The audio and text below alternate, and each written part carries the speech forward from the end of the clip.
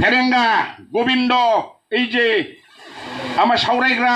NDP যে আমার লোহাবাবু কিবা হ্যাঁ ও পৃথিরাজ দেব নারায়ণ आमाय सानैसो बर' सेंग्रा दं दिल्लीनि एनजिअ मावो थुलुं मोनखाजोबो बे बिटिसिनि बादि बिसोरथ'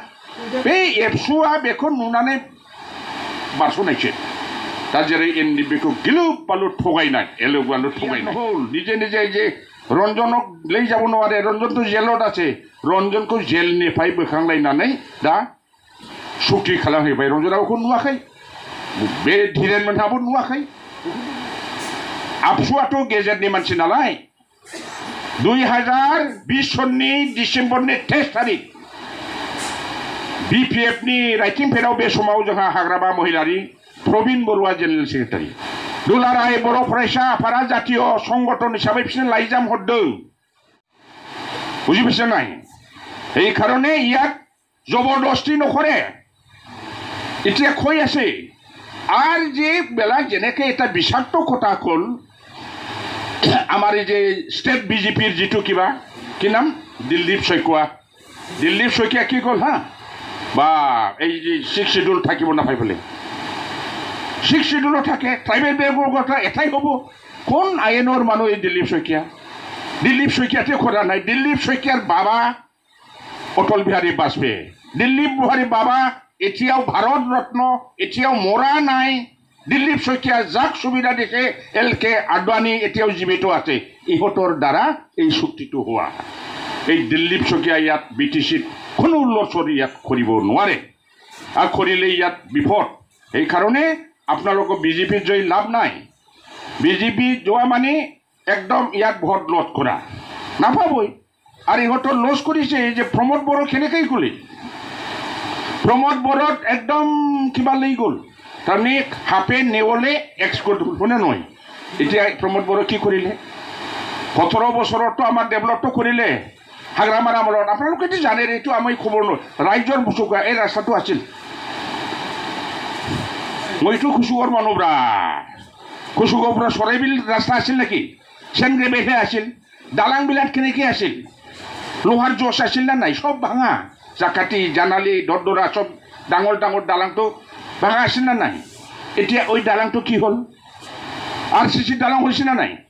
এটাও আরসিসি দালাং থাত নাছিল ইয়ার পরা গোসাইগাঁওলৈকে কিবা দালাংটো সব কাঠৰ দালাং এতিয়া কি হল ফাঁকা রাস্তা হল কার আমলত হল হাগ্রামার আমলত হইছে না নাই যত বহি ইহঁতে মিটিং করে এসেম্বলি কোনে বনাইলে হাগ্রামার আমলত বনালে সেক্রেটারিয়েট मेडिकल कलेज आनिले इंजिनियारिंग कलेज आनिले CIT आनिले किमान नेता अनुष्ठान हाग्रामार आमलार आरो इहत केनायरे बायदि सराइबिल मा मा दंब्रा बिसिनि बुंनायालाय भलाय इउपिपिएल ना इउपिपिएल কি কাম কারো আছে তাত এই সরাইবিলত কি আছে খাসিয়াবাড়ি কি আছে ইউপিপিএল কি করেছে এই গাইডে হেলেনা এইবিলাক তো কমিউনিটি হল মই সবার আমি আগত প্রথম ইয়াত সেংশন দিছে না এই কমলা দংনা গিয়া কমলাম নালায় এই কমলা হতো মই কাম কৰিব দিছিলোঁ এই কমিউনিটি হলটো হ্যাঁ এতিয়া সুজিত নাৰ্জাৰী কমিউনিটি হল বনাব হয় না নহয় এইবিলাকো অনুষ্ঠান এতিয়া কি কৰিলে ইহঁতে 5 বছৰত হাগ্ৰামাতে 17 বছৰত ৰাইজেতো জানে এইবিলাক যিমান কথা কৈ আছে ইহঁতে মাইনাছ হৈ আছে বাৰে বাৰে মাইনাছ হৈ আছে আমি কৰিম আৰু এতিয়া শান্তি হ্যাঁ এই শান্তিৰ বাতাবৰণ কয় 17 বছৰৰ কি কাম এইটো কলো এতিয়া শান্তি আমাৰ আমলত এটাও গুলি ফুটা নাই একটা কথা কয় ইহঁতে কেম্পিঙৰ মেইন শ্লোগানটো আমাৰ আমলত এতিয়া মানুহবিলাক ৰাতি থাতি য'তে ইচ্ছা তাতে যাব পাৰে जोंनि আমলাও मोनसेबो गुलि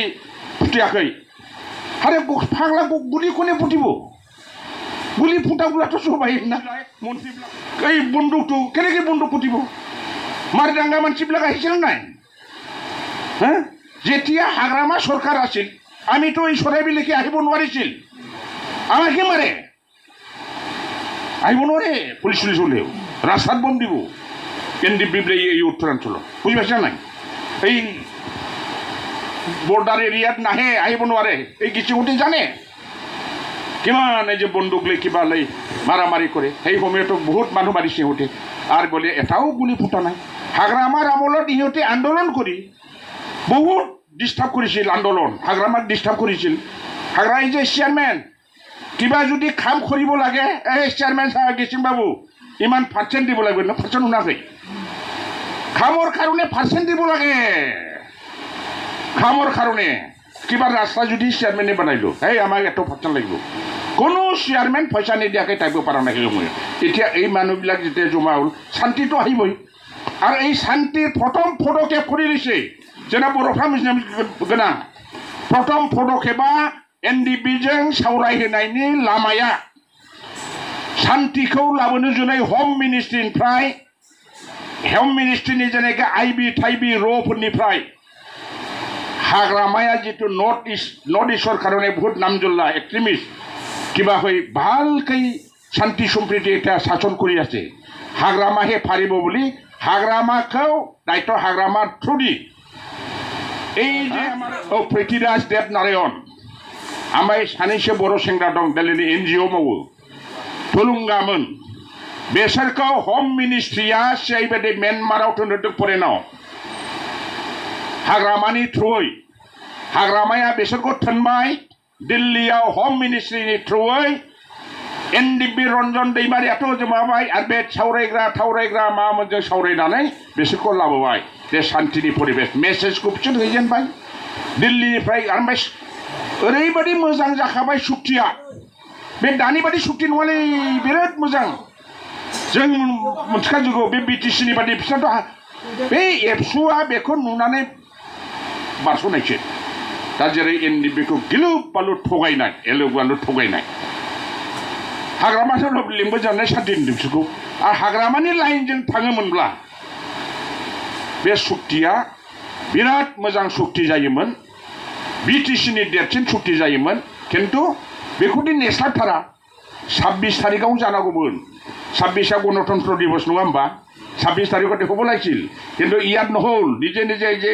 रन्जनक लै যাব নোৱাৰে रन्जनथ' जेलत আছে रन्जनखौ जेलनिफ्राय बोखांलायनानै दा सुक्ति खालामहैबाय रन्जना बेखौ नुवाखै बे धीरेन मोनहाबो नुवाखै बेखौथ' जों बै सुक्तिखौनो नुवाखै होनांबाय ओरैनो होब्ला होदो होआब्ला नै सिगि होबाय आइ बेफोरखौ नङाबा बिराद मोजां बे सुक्ति बे बानायखानाय जि सुक्ति आइबिनि माखासे मानसिफोरा बेखौ मिथिगौ बिसोर जानांगौमोन दा बेबादियै ओरैबादि जातिखौ दंस खालामबाय ओमफ्राय गभर्नमेन्टआवबो हठात लोगो लाबाय बे गभर्नमेन्टआवथ' जाबाय दे जों खयथा देहरामोनलाय आमी खैथा जिखिছিল 17টা ইউপিপিএল खैथा जिखिছিল 12টা নহয় 11টা এই बाय इलेक्शन प्रमोटेड दुथा नङा होमबा बाय इलेक्शनावथ' जोंनि माब्लाबसो जेनबावनो हागौमोन ना नङा होमबा दा बाय इलेक्शन प्रमोटेड मोननै केलेन्डार बै स्कुलाव जों ইয়াত দেখে 12টা তাৰপিছত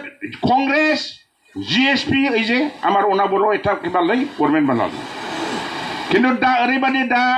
এনেকে এটা ইউনিটি हाग्रामायानो गोरोबनो गोसो गैयालै होनना बुंनो नागिरदों दा नङा होमबा किन्तु बे रायलायग्रा इउनिटि जितु आलोचना करे बे मानसिनि मोखांफोरखौ नाय गासिबो इउपिपिएल जों ओंखारजोबग्राखा खोनाबाय दा इउपिपिएल नि ओंखारजोबग्राखा बांसिन बोरै रायलायनो दानसोरां एनडिपिनिफ्राय बे दानसोरां इउपिपिएल नङा वेलफेयारनिथ' नङा बेयो दानसोराङा बबे मालाव ओरैनो होमबा बे दानसोराङा गोविंद ग्रुपनिसो प्रमोद ग्रुपनिसो नीलकान्त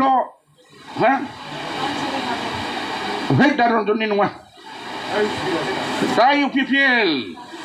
नैबे दानि बे एपिबिनि नङा बिसोर आलदाथार एपिबिना जादों बै आलदा माबाफोरनि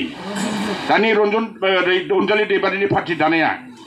दा बिसोरसो बैयाव थांदों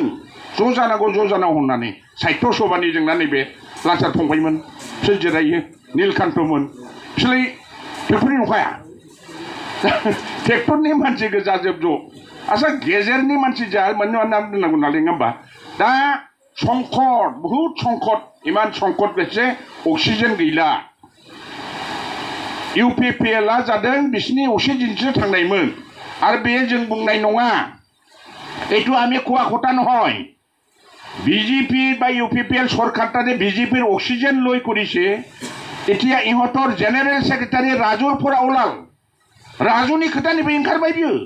राजुआ मा बुंखो हाला जों बोरै मा होनो बायद्ध'था बे बिजेपिजों मावनानै जायोबा राजु नार्जारिया